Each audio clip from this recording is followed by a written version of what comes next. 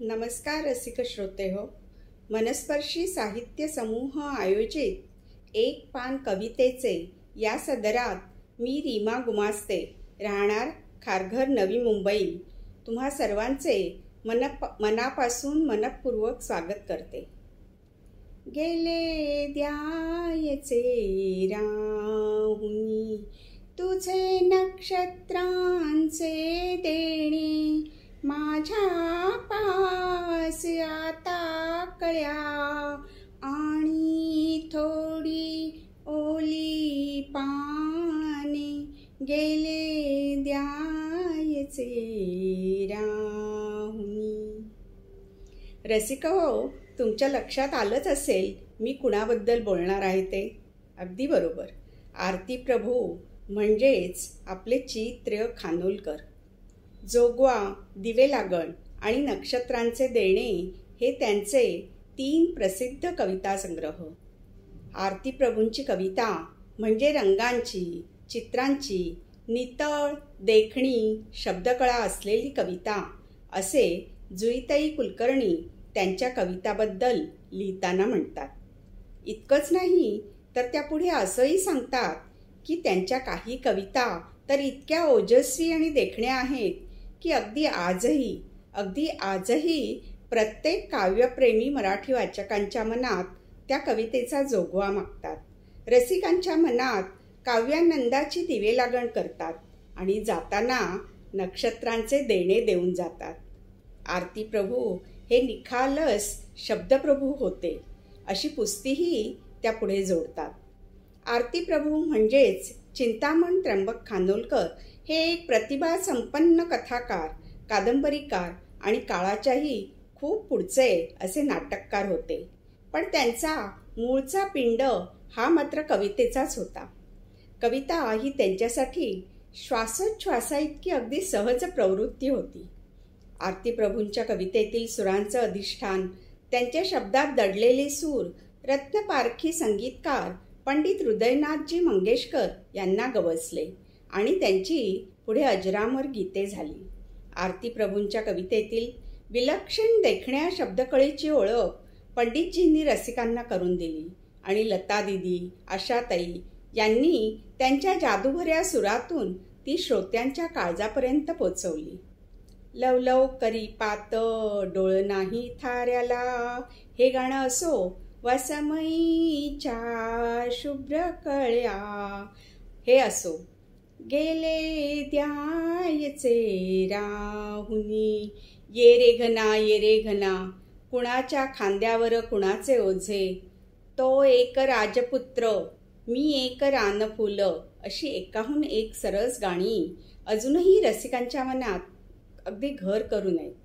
मी आज तुम्हाला त्यांची अशीच एक सुंदर कविता, जिचेच पुढे गाणे झाले, त्याची ओळख करून देणार आहे.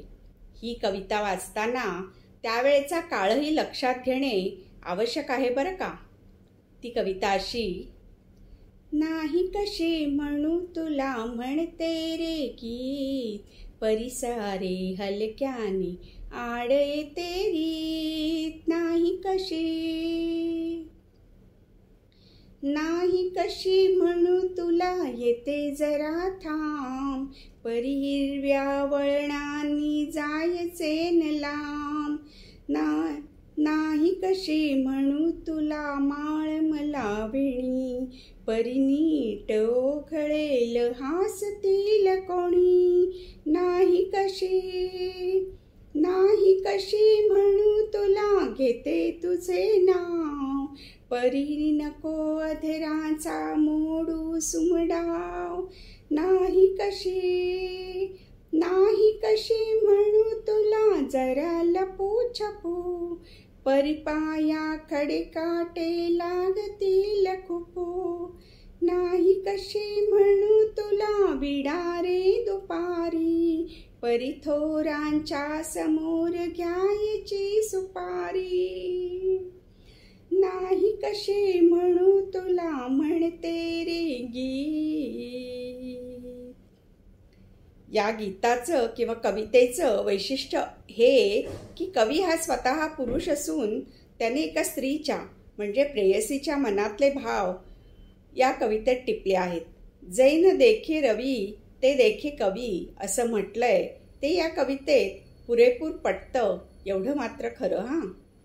मी आधी म्हटल्याप्रमाणे या कवितेचा विचार करताना त्यावेळेचा काळही लक्षात घेणे आवश्यक आहे. त्या काळी स्त्री पुरुष एकमेकांशी मोकळेपणाने बोलत नसत.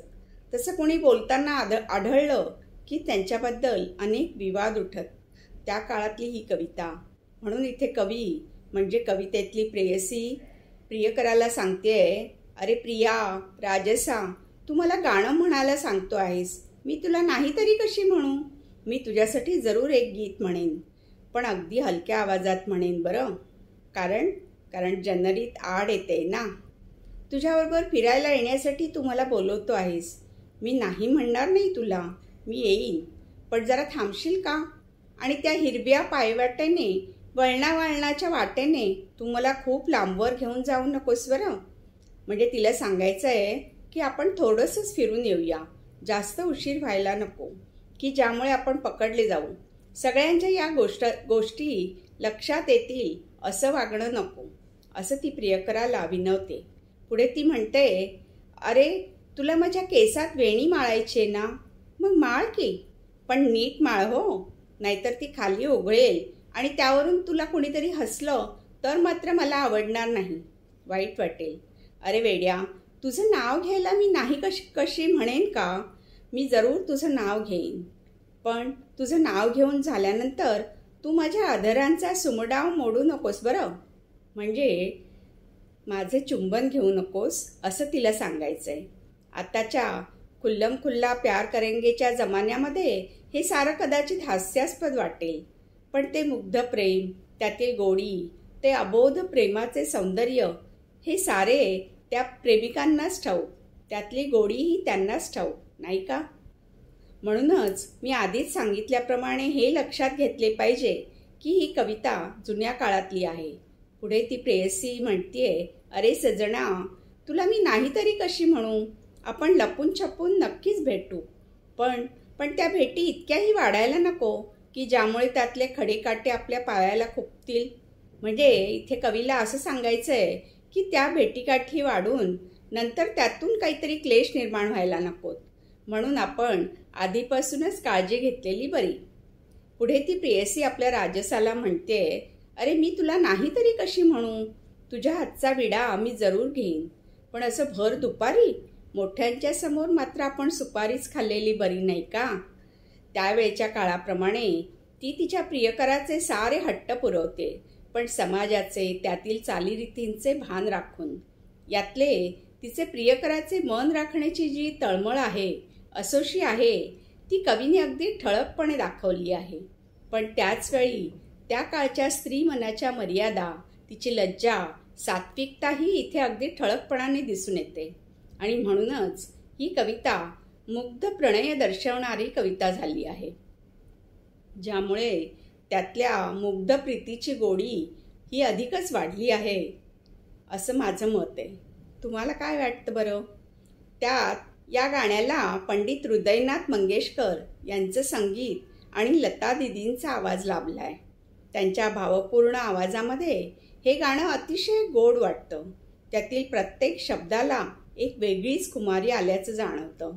त्यातला लढिवाळपणाही मनाला भावतो, स्पर्श करून जातो. कवीचे शब्द तर चित्रदर्शी आहेतच, पण त्यांच्या कवितेतील रंगभानही अतिशय विलक्षण आहे. हिरवा रंग हा त्यांच्या कवितातून हिरवा बनून येतो आणि त्यातून उगवलेली सृजनाची पाती जणू लसलसू लागतात. त्यांच्या कवितेतील हिरवी नागमोडी वळणं जणू खुणावू लागतात. अतिशय साधी, सरळ, सोपी शब्दरचना त्यांनी या कवितेत वापरली आहे. त्यामुळे कविता वाचता वाचताच तिचा अर्थ अगदी सहजपणे उलगडत जातो. अगदी कमीत कमी शब्दांमध्ये कवीने प्रेयसीच्या मनातील भाव अगदी सुंदर रीतीने टिपले आहेत. कुडाळमधून नाईलाजानेच आरतीप्रभू मुंबईमध्ये आले. त्यांची घरची खानावळ बंद पडलेली, आर्थिक परिस्थिती डबघाईला आलेली, त्यात आई, मुले, बायको यांची जबाबदारी. अशावेळी मुंबईतील त्यांचे मित्र मंगेश पाडगावकर आणि श्रीपू भागवत यांनी त्यांना मदतीचा हात दिला. तरीही कोकणच्या मातीला मात्र ते विसरले नाहीत. शहरी मुखवटा कधी त्यांनी स्वतःच्या चेहऱ्यावर चढू दिला नाही. कोकणातील निसर्ग, तिथली माणसं, त्यांच्या मनाचे कंगोरे त्यांच्या साहित्यातून आपल्याला वेळोवेळी भेटत राहिले. अवघ्या 46 वर्षांच्या आयुष्यात आरती प्रभूंनी मराठी साहित्य जगतात आपली नाममुद्रा अजरामर केली. अमीट असा स्वतःचा ठसा उमटवला. त्यांच्या नक्षत्रांचे देणे या काव्यसंग्रहाला साहित्य अकादमी पुरस्कार देऊन सन्मानित करण्यात आले. त्यांच्या अनेक नाटकांना महाराष्ट्र राज्याचे पुरस्कार मिळाले. 1-0 बाजीराव, हैवदन ही नाटकं त्यापैकीच. त्यांच्या चानी आणि कोंडुरा या कादंबऱ्यांवर चित्रपट देखील निघाले. अशा या उत्तुंग प्रतिभाशाली कवीला माझे शतशः वंदन. रसिक श्रोते हो, आरती प्रभूंची ही कविता आणि त्यावरील माझं रसग्रहण तुम्हाला आवडलं असेल तर जरूर या व्हिडिओला लाईक करा, सबस्क्राईब करा आणि हो, तुमचा अमूल्य अभिप्राय यूट्यूबवर नोंदवायला विसरू नका बरं का. पुन्हा लवकरच भेटूया अशाच एखाद्या छानशा कवितेसोबत. तोपर्यंत नमस्कार आणि धन्यवाद.